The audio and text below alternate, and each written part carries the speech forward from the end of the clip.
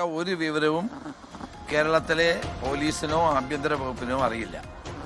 നമ്മളെ ആരും അറിയിച്ചിട്ടുമില്ല. പോലീസ് സഹായം തേടിയിട്ടുമില്ല. അപ്പം നമുക്കതിനെപ്പറ്റിയുള്ള ഒരു വിവരങ്ങളും അറിയാത്ത കാര്യമാണ്. അപ്പോൾ അത് ED-യുമായി ബന്ധപ്പെട്ട ഉദ്യോഗസ്ഥന്മാരോട് നിങ്ങൾ ചോദിക്കണം. കേരളത്തിലെ പോലീസിനോ ആഭ്യന്തര വകുപ്പിനോ ഇത് സംബന്ധിച്ച് ഒരു വിവരങ്ങളും കൈമാറിയിട്ട് ഞങ്ങൾക്ക് അറിയത്തുമില്ല എന്താ സംഭവം എന്നുള്ളത്. അല്ല, ഇന്നലെ CM ഡൽഹിക്ക് പോകുന്നു, CM പ്രധാനമന്ത്രിയെ കാണുന്നു, പിന്നാലെ റെയ്ഡ് എന്നുള്ളതാണ്. അതായത് കൃത്യമായിട്ട് അത്തരത്തിലൊരു ആസൂത്രണം ഉണ്ട് എന്നുള്ളതാണ് ആരോപണം. CM-ന് പിന്നെ മുഖ്യമന്ത്രിയായി ചാർജ് എടുത്ത ശേഷം ഡൽഹിയിൽ പോയി പ്രധാനമന്ത്രിയെ കാണുന്നത് ഒരു ആവശ്യമായ കാര്യമല്ലേ? കേരളത്തിൻ്റെ ആവശ്യമല്ലേ? പിണറായി വിജയൻ മുഖ്യമന്ത്രിയായിരുന്നപ്പോൾ എത്രയോ തവണ പോയി കണ്ടു. ഒക്കെ റൊട്ടീനായിട്ടുള്ള ഗവൺമെൻറ് നടപടികളുടെ ഭാഗമല്ലേ? അത് ഇതുമായിട്ട് എന്തിനാണ് കൂട്ടിക്കുഴയ്ക്കുന്നത്? അപ്പോൾ അത് എന്താണ്, ആ രാഷ്ട്രീയ ഉദ്ദേശം എന്താണെന്ന് എല്ലാവർക്കും മനസ്സിലാവുമല്ലോ. എനിക്ക് അത് മാത്രമേ അതിനെപ്പറ്റി പറയാനുള്ളൂ.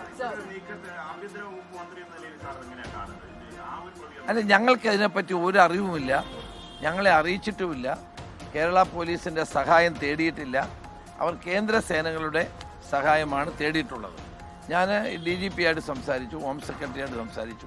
അവർ പറഞ്ഞ് ഞങ്ങൾക്ക് ഒരു വിവരവും ലഭിച്ചിട്ടില്ല. അപ്പം നമുക്ക് ഇതിനെപ്പറ്റി ഒന്നും അറിയത്തില്ല. എന്താണ്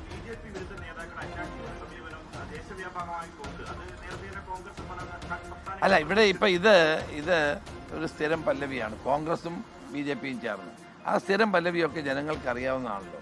അത്തരം ഏർപ്പാടുകൾ വേണ്ട. കോൺഗ്രസ് എന്താണെന്നും BJP എന്താണെന്നും CPM എന്താണെന്നും എല്ലാവർക്കും അറിയാം.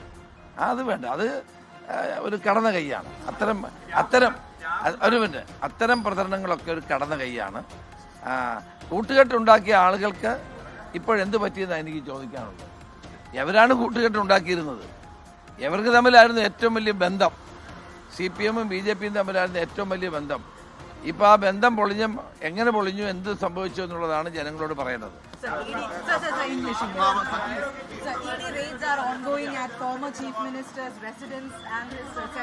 ഞാൻ ഇവര് പറഞ്ഞിട്ട് പറയാം. ഈ പത്മനാഭസ്വാമി ക്ഷേത്രത്തിൽ കുറച്ച് സ്വർണം കാണാനില്ല എന്ന് പറഞ്ഞ ഒരു റിപ്പോർട്ട് DGP സർക്കാരിന് നൽകിയതായിട്ട്. റിപ്പോർട്ട് ഇപ്പോഴേ കൊടുത്തതല്ല, 6 മാസങ്ങൾക്ക് മുമ്പ് കൊടുത്തതാണ്. ആ റിപ്പോർട്ടിൽ നടപടികളൊക്കെ സ്വീകരിക്കേണ്ട അവിടെ ഒരു കമ്മിറ്റിയുണ്ട്. അപ്പം രാവിലെ ദേവസ്വം വകുപ്പ് മന്ത്രിയും ഞാനുമായി സംസാരിച്ചു. അവരാണ് മറ്റു കാര്യങ്ങൾ ചെയ്യേണ്ടത്. അദ്ദേഹം നിങ്ങളോട് വിശദീകരിക്കും. നടക്കട്ടെ.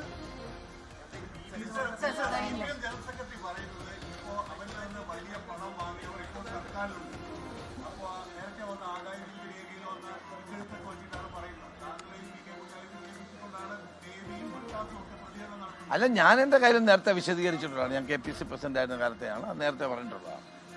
അതുകൊണ്ട് ഇത്രയും കാലമായിട്ട് ഏത് അന്വേഷണം നടക്കുന്നതിന് ഞാനെതിരായിരുന്നില്ല. ഇപ്പോഴും വരെ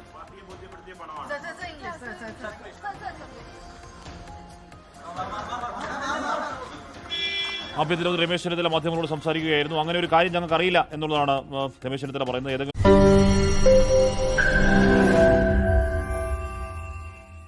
ലോകത്തെവിടെയായാലും ഏത് സമയത്തും 24 വാർത്തകളും ഓഗ്മെന്റഡ് റിയാലിറ്റി പാക്കേജുകളും എക്സ്പ്ലെയിനറുകളും വിശദമായി കാണാൻ ഞങ്ങളുടെ YouTube ചാനൽ നിങ്ങൾക്ക് സബ്സ്ക്രൈബ് ചെയ്യാം.